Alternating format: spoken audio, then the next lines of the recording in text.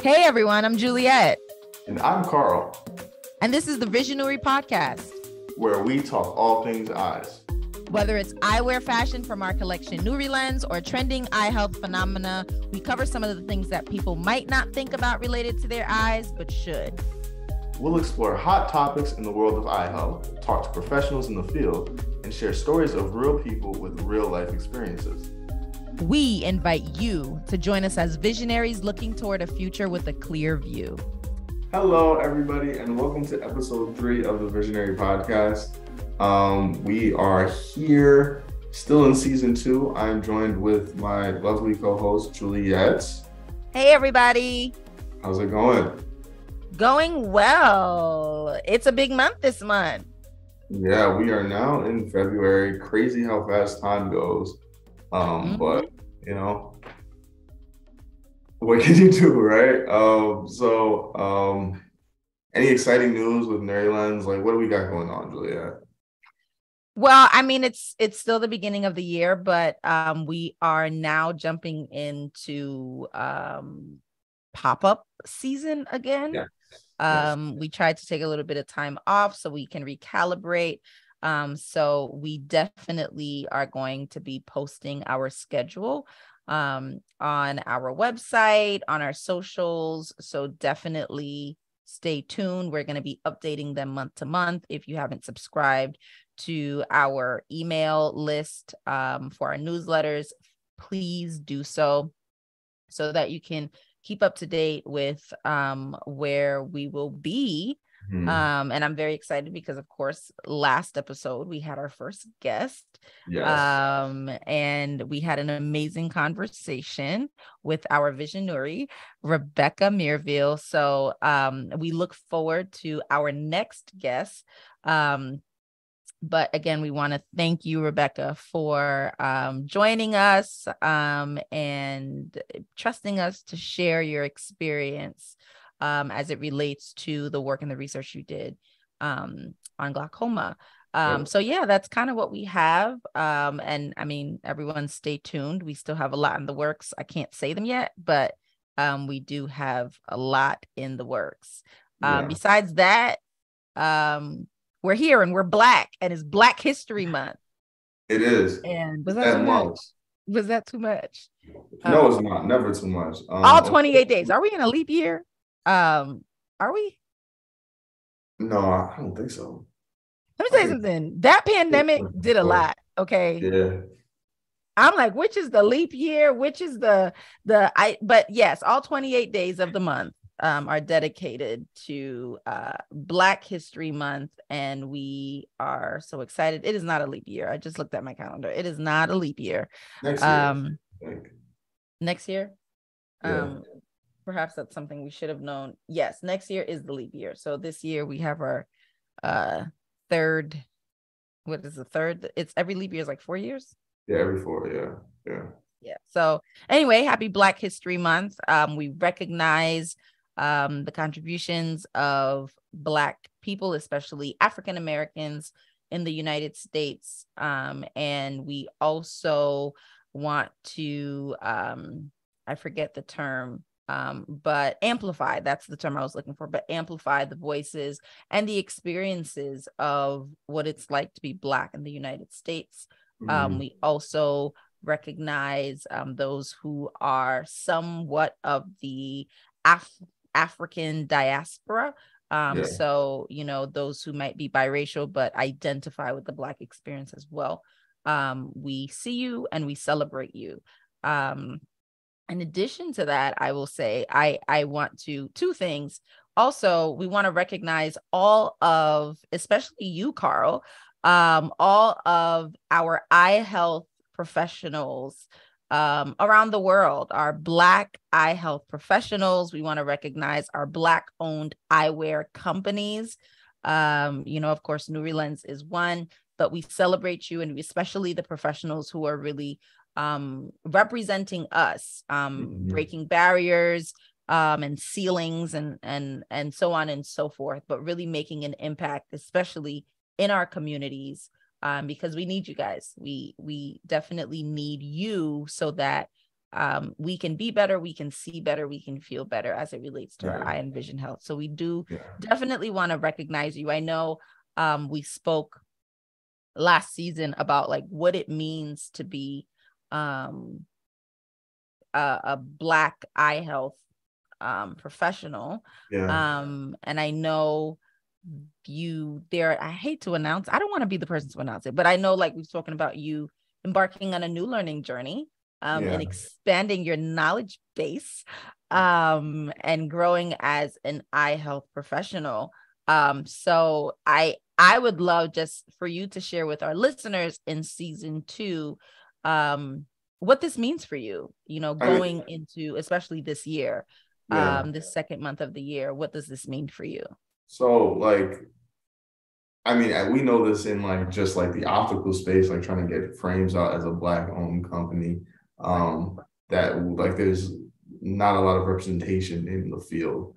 Similarly, in like the ophthalmology world and the optometry world, like there's not a lot of representation. And unfortunately, like you'll see a lot of situations where there's like a distrust with medicine in these fields with like the Black community. So just trying to, I think one of the biggest things that I think we try to do here at Neurolenz, as well as like in my own endeavors, is just try to be like a representation of what like the space could be, and provide an example for the younger kids to be like, okay, he's doing that, I think I could do that too. Or, and just build a relationship that people are comfortable with, so that at the end of the day, we are improving your vision health, we are sustaining your vision health, and we're just taking care of you in general. So that's something that's really important to me. And that's why I think the initiatives that we take here at Neurolenz are so close to me, because I see how it can help people in the long run. So yeah. Absolutely. And I'm glad that you mentioned that. And I'm glad that you even mentioned Black owned eyewear. Because what I'm learning, and we spoke about this last season, but what I'm learning more is how much we have not been included even in the design of eyewear, right? Eyewear hasn't always been as inclusive, and I'm learning that more and more. With some of our designs, we're like, okay, it goes with it should be helpful for a Black nose, but there's so much more, right? Our noses are a little broader, and they're beautiful, right? That comes with our facial features. And so I think even when it comes to Black owned eyewear companies, it's important for us to be conscious in our design, in the material that we use, right?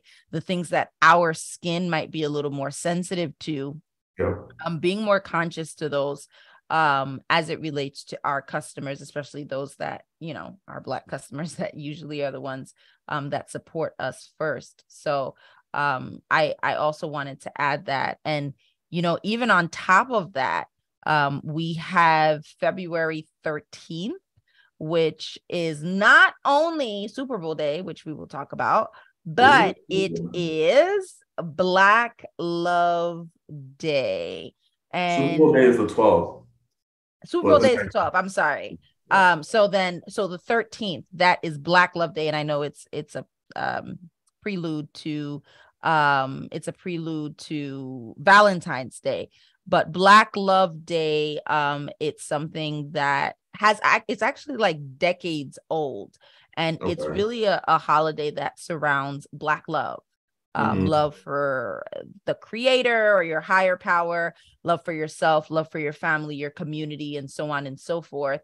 And so even as we look at this season or this day or this weekend of love, or this couple of days of love, I also want to, show love and appreciation again to those who are breaking barriers in the field of eye health, in the field of Black owned eyewear. Additionally, we have February 11th, which is actually the International Day of Women and Girls in Science. So yes, so that's also, and that's something that's recognized by the United Nations. But again, eye health and eye health and vision health, that's an area in STEM. So in highlighting that, we also recognize the little Black girls, especially who around the world, who are passionate about making an impact, and also increasing awareness for eye health. And we hope that we can also continue to support those efforts as well. So kudos to us. This month is also age-related macular degeneration month. Yes, I forgot to mention that. And that's a big month. That is a big deal. Yeah. And I'm gonna turn that one over to you because I know you're the expert that gets carried away when it comes to this. So tell us what it is and what we should know about it. Okay, so age-related macular degeneration. The name kind of gives a little bit of a description of what it is. So as people age, the macula, which is the region on your back retinal wall, it can begin to deteriorate.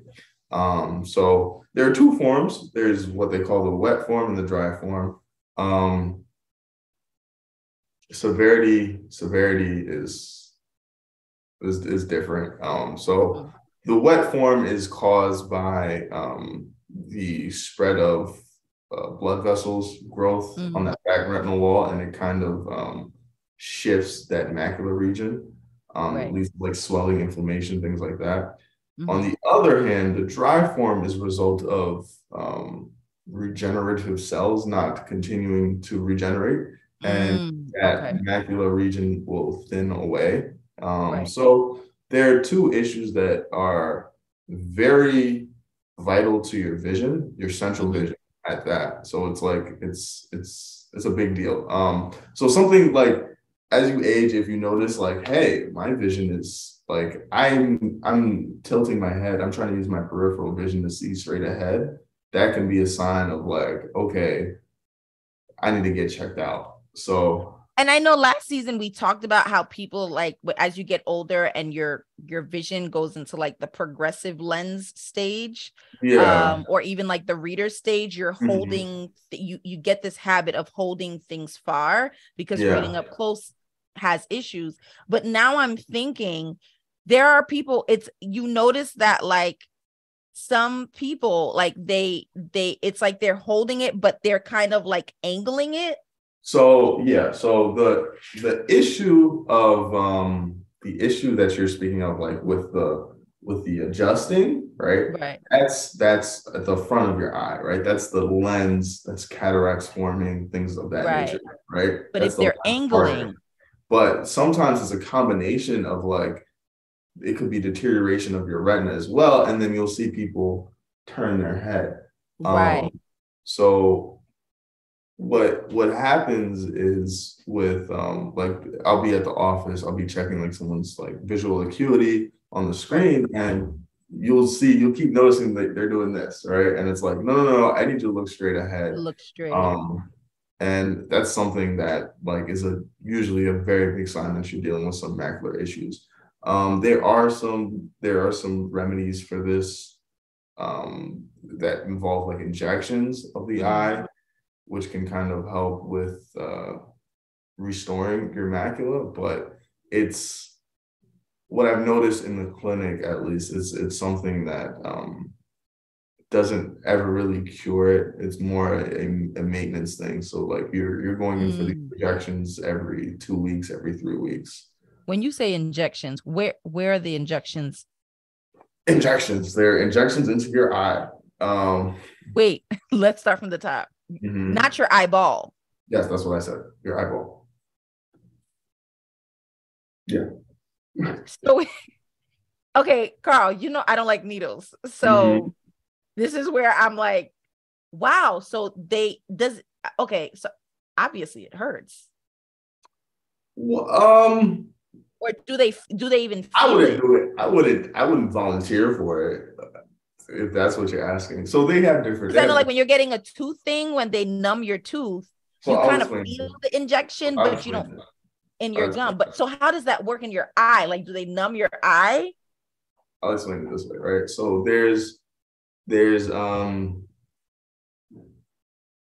there's different ways you can do this, right? There's different ways you can do this. There's some doctors, they will do like just Proparacaine, which is like a numbing drop, right? They'll just give you a drop and they'll have you like hold your thumb up, look in a certain spot, right? So you make sure you have the angle right, and bink, that's it.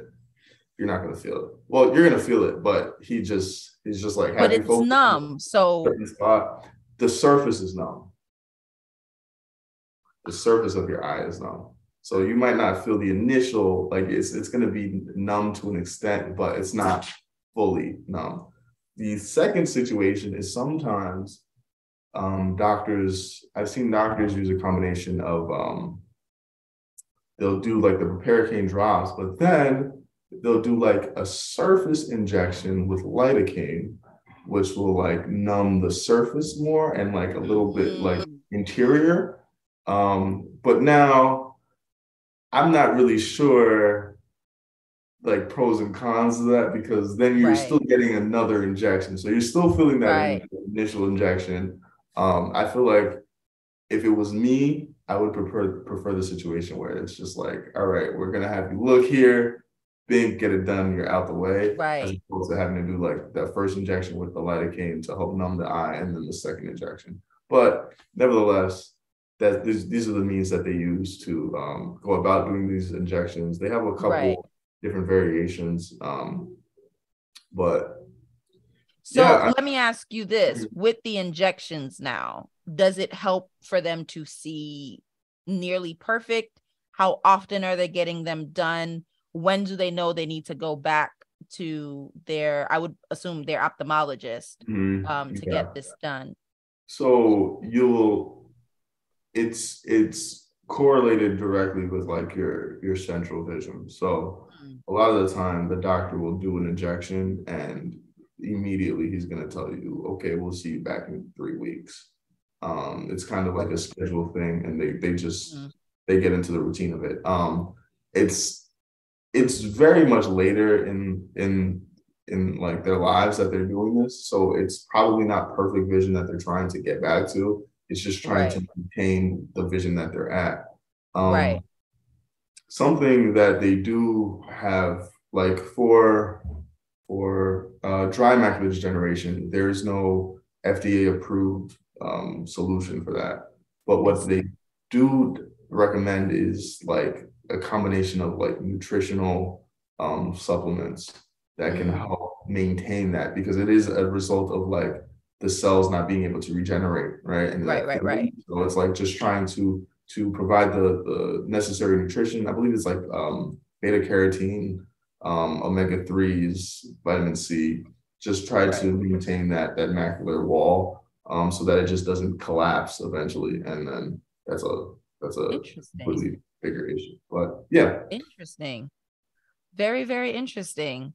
Well, so let me ask you this. At what age would I want to, and I mean, I'm in my 30s, but at what age, if we have a listener who's, going into 40s, 50s, 60s, at what age would they want to at least initiate this conversation with their eye doctor, or at least start just being mindful of some of the symptoms? And what are some of those symptoms that they would want to be mindful of that would lead to them initiating a conversation with their doctor? So it's something that can happen in your 60s, it can happen in your 70s, it can happen in your 90s. It's case by case. What's the youngest that this can start? I would imagine maybe 50s, but I don't really think much earlier than that. But there's always going to be a case that's unlike any other, right? But in general, I think keeping track with your vision and keeping track of how you're seeing. If you notice your patterns are that you keep having to tilt your head, look into that a little bit, because there must be something going on with your central vision that's not allowing you to see straight on. So in general, I think that's one of those things, like if you're noticing that, or if someone's letting you know, like, hey, why are you always tilting your head? Okay, get checked out. Because with macular degeneration, especially the wet type, it's something that if it's not addressed immediately, it can lead to like blindness. So Wow. because eventually as that retina is deteriorating, it can just completely collapse. And once that collapses, it's yeah. And So one thing I did learn is that macular degeneration is not limited to aging people. There is age-related macular degeneration, but I also heard there's like children can experience it. Yeah, macular degenerate, like that's as like labeled as defined. It's just like your macular region deteriorating. So it can occur to anyone. It generally happens in the age-related form, so that's why they have a specific. But it can happen to anybody. So as we always tell you guys, even though we don't always do it, but go get your eyes checked. Remember, you're holding us accountable in 2023. Yes. So go get your eyes checked. Definitely. It's February. Have you gotten yours checked yet? I'm good. I'm good. I got my drops. No, you're not. You got dry eye. Okay. No, I got my drops. I've been taking them. The question is, how long am I going to take them? Am I going to get the refill when it's time? We're going to do a monthly check-in to see where we're at with our eyes. I got my drops. And once I schedule my appointment, I'm coming back on the podcast. Both of us have to get an eye exam, Carl. But you know the thing is, I feel like since using like the eye drops that they gave me, you felt better? No, not that. I noticed the dry eye more when my eyes are dry, if that makes sense. I wonder if this is why our West Indian parents don't like going to the doctor, because it's like once they get the medicine, they start noticing the problem. It's like, now am I addicted to this medicine? Like, do I need these drops all the time? Because before I was like, you know what, I'm good. But now I'm like, yo, where are these drops? So I don't know. You're gonna hold us accountable. You all are holding us accountable. We're in month 2 of the year. I think by June, we should be ashamed of ourselves if we have no update for this. Okay, so we're not skipping to 2024 yet. We're not doing that. We're still on track. I have to schedule my eye exam, and I will come back hopefully next month in March or perhaps April, and I'll have updates on an eye exam, and I'll perhaps take you guys with me. Anyway, okay, so now we're going to go to our next segment. And I'm going to toss that over to you, Carl, because I know it's been your weekend. I know you love sports, and so, with the Super Bowl and all, I mean, this is not really sports. We're not talking sports really, but it's the Super Bowl. And we got Rihanna doing a halftime show. So we figured, which is a big deal, everybody. It's a big deal. I mean, it's Rihanna. Like, was all right. So we decided we were gonna have her on our segment of who's wearing what. And we picked Rihanna. So, like always, Juliet, what glasses do you think she was You always make me go first, and I know that we have this ladies first. We gotta get the bad picks out the way, What? So Rihanna, she is from Barbados, I believe. Yes. She's Barbadian. Yeah, she's from Barbados. I felt like it would only be right to get her a pair, give her a pair that is from the islands. We do not have a pair named after Barbados, but because she's just a showstopper, and she doesn't have to say much, right?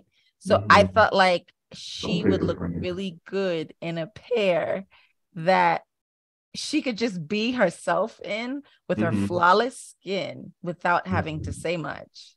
Yeah. Is this the same pair you chose? I hope not. I will be mad if it is. And can y'all see how bad my vision is? Me holding this up. But yes, I selected the Port of Spain frames. I don't know what to make of Carl's reaction. Okay, so this might be the last time I'll let you go first. So this is the first. I think this is the first time this has ever happened. We picked the same glasses. You're not excited? No, not really.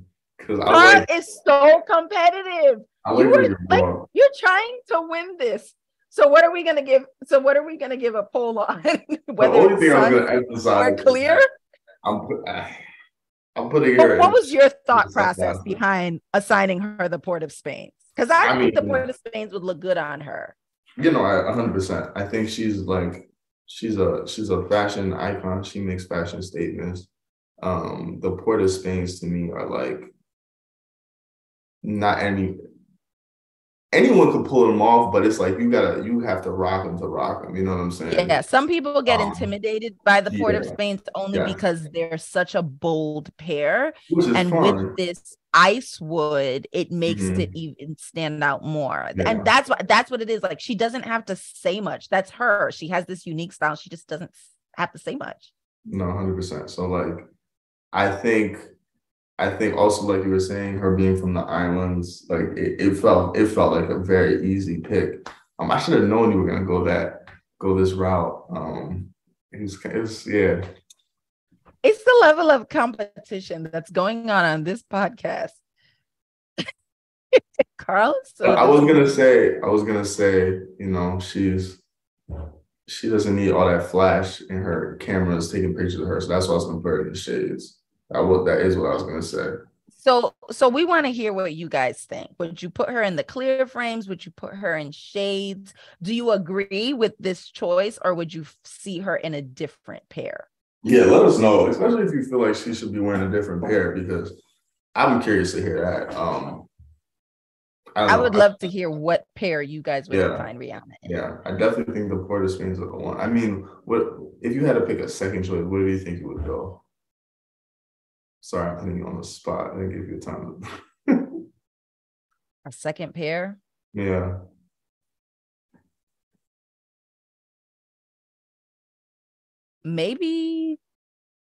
Maybe like the 1804s.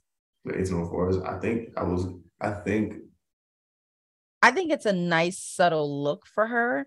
Yeah, Um, but it depends on her outfit. I wouldn't give her yeah. the Montego Bays. Those are our best sellers. I think that's the reason why I wouldn't give it to her, but I think she would look Mhm. really good in them.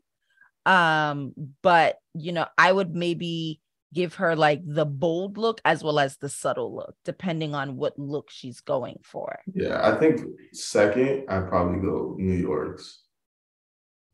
I thought of New York's and I'm like, The Montego Bays, I they did wonder how they would cross go my with her mind face though. structure. They did cross my, that is a good point. But the Montego Bays did cross my mind, but I was like, it's I don't know if it's We like love we love the Montego Bays. yeah, yeah. And we thank you all for loving them too. We thank you all for loving them too. But All of them. those are like the most popular pair. Yeah. So and 1804s are second to most popular. So anyway,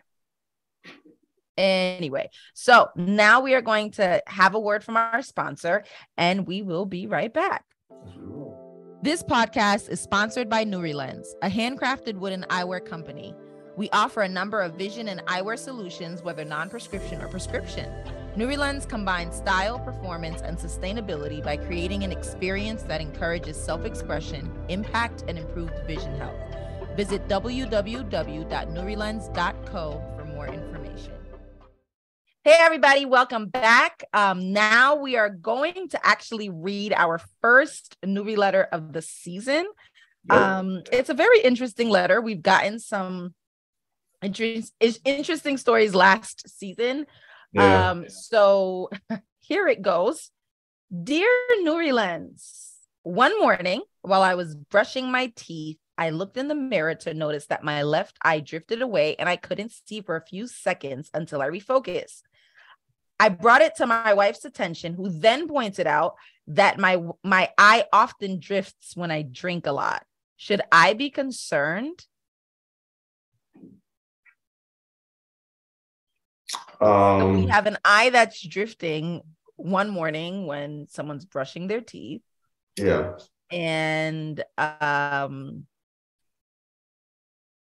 when they're intoxicated. When they're intoxicated. Okay. Should he be concerned? Well, I would say, depending on how bad it is, yeah. Also, if your wife noticed this, she could have told you sooner. Like, I'm confused why this is being kept a secret. Like, why is it only when he I asked mean, about? so let me ask this one question then Yeah. from the top. Mhm. This anonymous letter, Yeah. this is actually from a real human being. We're gonna call him MJ. Okay. MJ from the Northeast. Sure. We're trying to keep these anonymous. Yeah. MJ from the Northeast. So in MJ's case, right? He's asking, should he be worried? In general, does alcohol consumption, we know obviously it affects your vision, right? It impairs your vision Yeah. when you're intoxicated. That's a normal, or when you're drunk, or even tipsy. But can alcohol consumption impact, or maybe even over time, can it impact your eye or your vision health? So with like high levels of alcohol consumption, I think it's like alcoholism levels of consumption. I know there's some correlations with like I was reading something about there's some correlations with like formations of cataracts. And it may be related to like the eye drifting, or like the lazy eye, which is business. But it seems like this is something that he noticed was happening even when he wasn't intoxicated, right? Right. So he was looking in the mirror and he noticed it as well. So I would go to the eye doctor, get that checked out. I mean, if it's not something that happens too often, maybe it's not too big a concern, but I would definitely go get checked out. What can be a cause of that is, one, it can be like neurological, right? So Right. if the vision is not, for instance, if the vision is not traveling through your optic nerve and relaying to your brain accurately or efficiently, what will happen is you will begin to focus more out of one eye. And if you're beginning to focus more out of one eye, you're basically just like letting it go, right? That I think is why it may be happening to him when he's intoxicated, because his vision is impaired in general, and now he's under the influence, so he's dealing with more delay essentially with like his processing, and that's why it's probably drifting more often. Interesting. So yeah, I definitely would go get that checked out. It could be a result of like the muscles as well. Sometimes people deal with like twitching that causes their eye to like turn, or like it's like a spasm almost, because your eye it has like muscles attached to it that kind of rotate it so that you can like turn your eyes. So it could be a result of that as well. It seems like it may be, based on what he was saying, that it's like maybe just an issue with his vision in that eye. That's probably his visual acuity in that eye is probably worse than the other eye. So he's probably focusing more out of one eye. And it's normal for people to have a dominant eye. Like I have a dominant eye, but I know I have a lazy eye. Yeah, but it's when it's not addressed that you can start seeing regression in that one eye. So they have different like muscle like eye muscle exercises that they make people do just to try to get that eye back on track, working similarly to the other one. So yeah. So MJ from the Northeast, we hope you're listening or watching. And we're also going to hope that you'll join us and going to get our eyes checked at our eye doctor, which is very important. So, but also, go ahead. Thing I want to emphasize is be advocates for the people that you are around, and help them. So if you notice their eyes are drifting, MJ's wife. or they're turning their heads, or they're doing one of these, or they're doing one of these, let them know, like, hey, you're always doing that. Why are you doing that? Right. Okay, let's go get that checked out, I think sometimes though it's normal for us to kind of like not like we'll see it, but we don't process it as much. It'd be like, oh, that was weird. Which is a good and we point. might see it again, and I'm like, oh, but I think until it becomes like, I would imagine, like, what if his eye drifted or something, or he was like, I can't, like, it was something that it went on for a long time. Perhaps that's like scary enough where it's like, no, this can't be an anomaly. But definitely, like, if we need to be advocates for each other. So MJ's wife, friends, people around him, please drive him or encourage him to schedule an eye appointment. So let me ask you this, right? For him, it was just like a one-time occurrence where his eye drifted. But we have some people where just naturally they might be like cross-eyed, or they might have an eye that turns to a different direction. Right? What is the difference from MJ from the Northeast, whose eye, once in a blue or one or a couple of times drifted, versus others where it's just permanent? I think it's just the severity of it. Okay. Yeah, I think it's just the severity of it. Some people, what will happen is like their eyes drift because they're focusing out of the other eye primarily. And is that also neurological? Yes, that is the case that I think he's dealing with, right? Like he's primarily focusing through one because there might be some neurological issue. The pathway isn't as synced up on this other optic nerve, and therefore he's focusing through one eye and the other eye starts to drift, and then it might refocus, right? There are cases though where you'll see people are like cross-eyed. That's something different that's occurring there.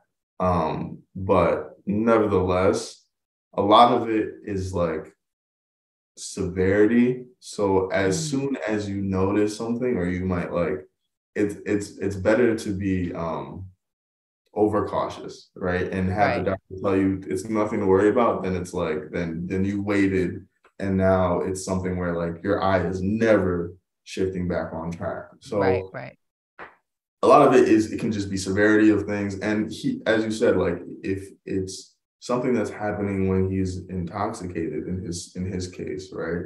He might not even be able to, like the same way he saw it in the mirror when he was brushing his teeth, he might not be able to like notice that. Looking in the mirror when he's intoxicated. So especially if he's focusing his vision, as you said. Exactly, but it's delayed anyway. So like dealing with your vision impairment, your cognitive abilities impaired, your senses are off, So there's a lot that's at play there. But yeah, at the end of the day, you notice something, go get that checked out, because for him to have noticed this now and never before when he was like a child, I think is something that like, okay, well, because you know what I'm saying, like his parents never told him about it, or it's like, or they never saw it. Would it be interesting? Could it be age related? Like that's a question that I would have for him. Is this something that recently happened, or is this something that's been happening since you were a kid? I mean, it seems like it's new to him. So I hope it's not something that's been going on for and no one ever told him. Right. I hope not. MJ from the Northeast, go to the eye doctor. Yeah, go to the eye doctor. I don't think it doesn't seem like it's too bad. It's not like the end of the world, but just to make sure, be cautious. Be safe. Yeah. Be safe. We will keep you updated on our trip to the eye doctor, MJ. Yeah, so we hope that you are encouraged to go as well. MJ from what did we say? From the Northeast. When you do go to the eye doctor, let us know. Let us know what happened. You can submit. You can say you're MJ from the Northeast. Yes, and we'll give our listeners an update on what happened at the eye doctor. Yeah, and maybe put a couple of the drinks down too. Yeah, just one or two.